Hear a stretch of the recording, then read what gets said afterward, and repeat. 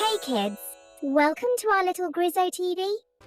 Once upon a time, in a quiet corner of the countryside, under a shady oak tree, there lived a little brown mouse named Chintu. Chintu was a simple country mouse. He lived inside a cozy burrow made of dried grass and twigs. Every morning, he woke up to the sweet songs of birds and the soft rustling of leaves. His days were peaceful, filled with the smell of fresh earth and the chirping of crickets. Chintu loved his simple life. Hooray! We made it! What a beautiful day! Nabisit, he ate what the fields gave him, a few grains of wheat, a bit of corn, and sometimes a juicy berry or two. He was always busy, gathering food or mending his little nest, but he was content and happy. One bright morning, as Chintu was nibbling a piece of corn, he heard a familiar squeaky voice. Cousin Chintu, are you home? It was his cousin Monty, the town mouse. Monty lived in a grand house in the city. He wore a tiny red scarf. His whiskers were neat and shiny, and he smelled faintly of cheese. Monty, what a surprise! Come in, you must be tired from the long journey. Chintu quickly served his cousin the best food. He had a few grains, a nut, and a tiny piece of apple. But Monty looked at the meal and frowned slightly. He asked politely, but with a puzzled face, Is this what you eat, cousin? Yes, of course. It's fresh from the field. Chintu said proudly. Monty sighed. Oh dear. You must visit my home in the city someday. There you can have cakes, cheese, and all sorts of delicious treats every single day. Chintu's eyes widened. Really? Cakes and cheese? That sounds wonderful. A few days later, Monty and Chintu set off for the city together.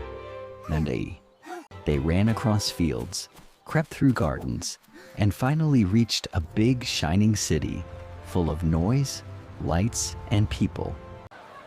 Chintu had never seen anything like it. The streets were busy, carriages rattled by, and the smell of roasted food filled the air. See, Chintu, I told you the city was magnificent. It's incredible, Monty. They finally reached Monty's home, a hole in the wall of a grand mansion. Inside, the floors were polished, the furniture was shining, and the dining table above was covered with food from a royal feast. Cheese, butter, bread, cakes, fruits, and even a tiny piece of chocolate. Chintu couldn't believe his eyes. Wow! Monty, you live like a king! See, cousin, this is life. Eat whatever you like. The two mice climbed up the table and began to nibble happily. Chintu tasted cheese for the first time. It melted in his mouth. Then he tried a crumb of cake, soft, sweet, and delicious.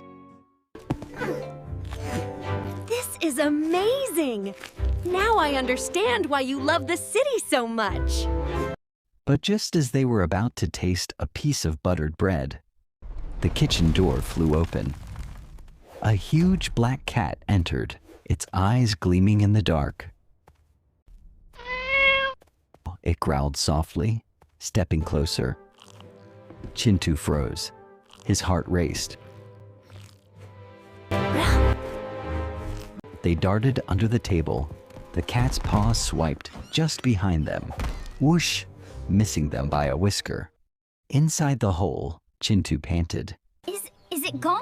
Shh. Wait, okay, I think it left. Monty, do you go through this every day? Well, sometimes. You get used to it. But Chintu was already shaking his head.